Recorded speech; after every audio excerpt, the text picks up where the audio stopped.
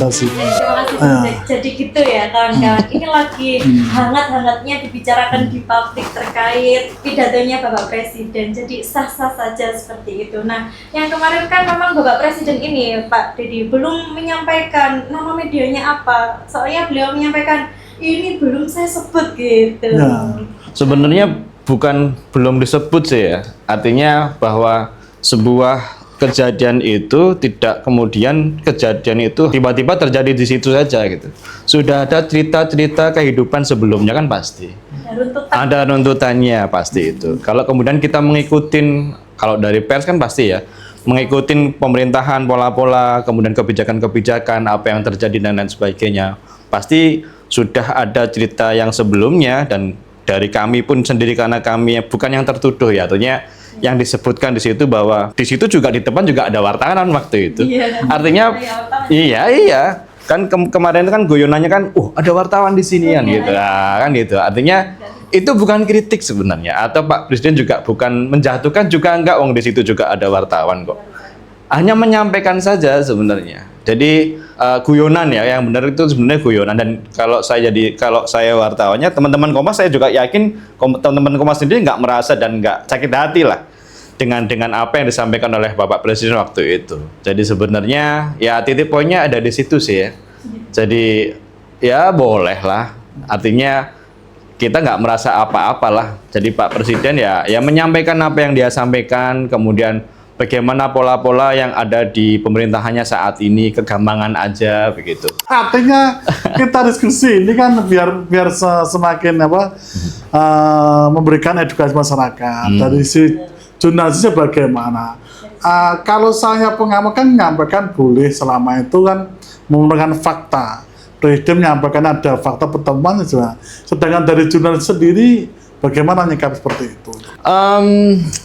Ya disikapi atau tidak disikapi sebenarnya kalau kami bukan penyikapan ya artinya mungkin kalau sekelas kita kan bicaranya sekelas Bapak Presiden nih, Presiden kan puncak ya, artinya beliau kan yang diurusi kan banyak begitu ya.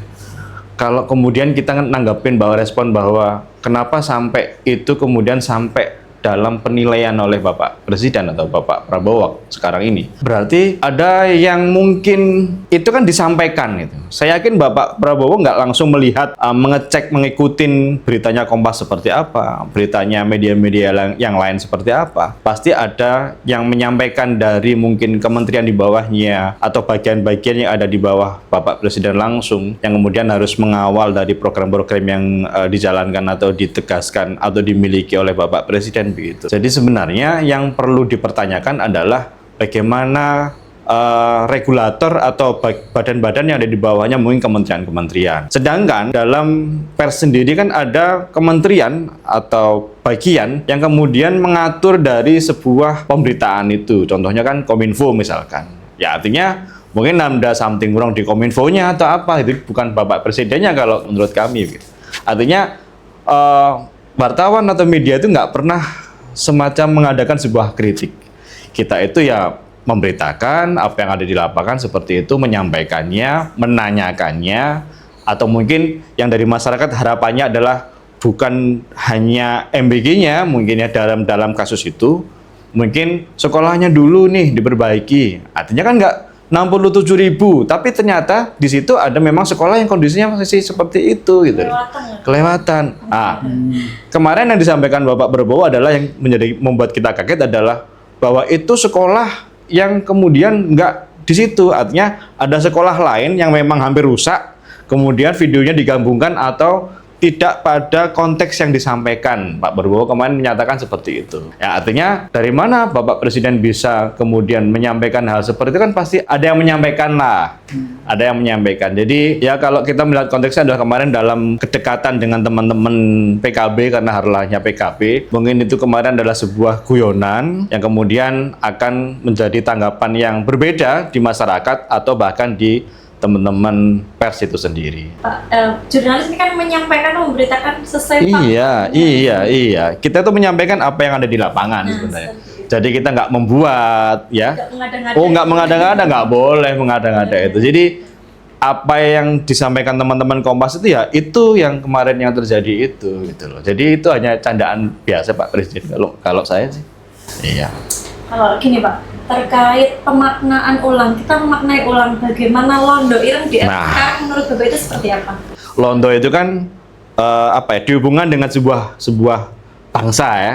Kalau dulu kan Belanda. Nah, kalau dulu kan Belanda, sehingga ada masyarakat atau warga negara itu yang dikasih makan, dikasih upah oleh Belanda, kita nyebutnya Londo. Kemudian karena ada semacam apa ya, balas budi begitu, kemudian Londo memerintahkan atau boneka untuk kemudian memata-matai atau mungkin kemudian memusuhi sendiri kebijakan-kebijakan yang dilahirkan oleh bangsa ini waktu itu, sehingga menciptakan musuh sendiri begitu. Itu yang disebut Londo Ireng. Artinya kalau kemudian dihubungkan dengan siapa yang mendanai, siapa yang ngasih makan, kita ini cari makan sendiri. Siapa yang mendanai kita, siapa yang cari makan. Bahkan apakah negara kemudian bangsa ini juga akan memberi makan wartawan-wartawan juga enggak. Jadi kalau kemudian kita dianggapnya ada bangsa lain atau negara lain yang mengasih dana kita, kok terlalu jauh kayaknya gitu. Iya. Mungkin ini gini ya Pak. Londo Ireng itu orang pribumi kita yang mengasih dana lain. Iya, benar. Kalau kemudian ada pers, ada jurnalis, ada wartawan, jadi wartawan ya. Saya nggak membahas dari pengamat atau juga dari LSM, saya nggak tahu. Nanti biar teman-teman LSM sendiri selanjutnya. Ya. Kalau dari teman-teman saya sih, teman kita sendiri sih, kok jauh amat kita makan dari bangsa lain. Kita cari makan di bangsa sendiri aja, gitu ya. Ya mungkin pernyataan yang disampaikan Bapak Presiden ini mengingatkan kita gitu. Ayo Kominfo, ini nih kita kesulitan, bener kerja sulit lah. Oke. Kemudian kalau memang kita diingatkan, di value dengan, lu kalau cari makan jangan gitu caranya. Sekarang ayolah, kemudian sekarang regulasi kita tata dong. Bagaimana kemudian teman-teman ini bisa take and give ya. Kita menyampaikan apa yang terjadi di lapangan, ngasih tahu mungkin ada suatu yang miss dalam kebijakan-kebijakan yang dirumuskannya, bahwa ada yang masih dalam 67.000 itu, kan mungkin ada suatu daerah yang mungkin belum kesentuh nih.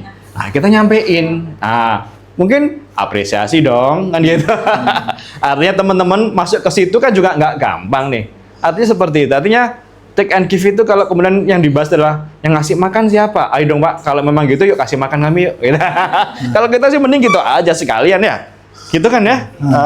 Gampang aja. Iya dong. Tapi gini, saya kurang sepakat dengan pernyataan dari Om Ded tadi yang menyampaikan bahwasanya wartawan mencari makan sendiri, tidak pernah dari orang lain, terus ibaratnya tidak pernah dana luar negeri. Ya, mungkin dari sekian ribu wartawan ada beberapa orang, termasuk Om Ded sendiri yang menjadi jurnalis yang tidak pernah didanai oleh negara dan sebagainya. Kata kuncinya di situ.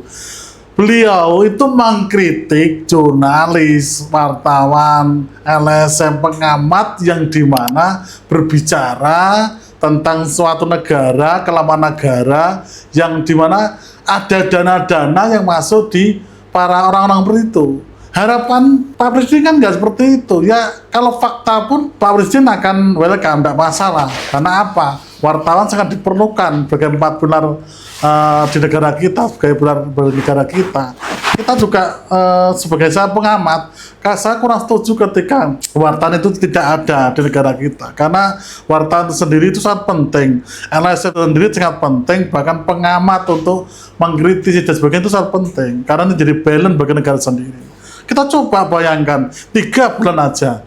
Tidak ada pengamat, tidak ada wartawan, jurnalis, LSM yang ibaratnya mengawal kebijakan pabrik atau negara eksekutif atau legislatifnya, akan menjadi apa ya? Negara kita menjadi bobrok itu. Artinya ini sudah sinyal dari Pak Presiden bahwasanya ada beberapa media yang disinyalir itu menerima dana yang dimana ketika pemberitaan itu selalu digoreng. Nah, padahal kita lihat Pak Prabowo itu sebelum jadi presiden itu gayanya sudah mulai diganti dengan gaya yang sangat bahasanya luas ke masyarakat. Oke, guyonannya sampai Londo Ireng, ante-ante asing itu guyon Om Ded.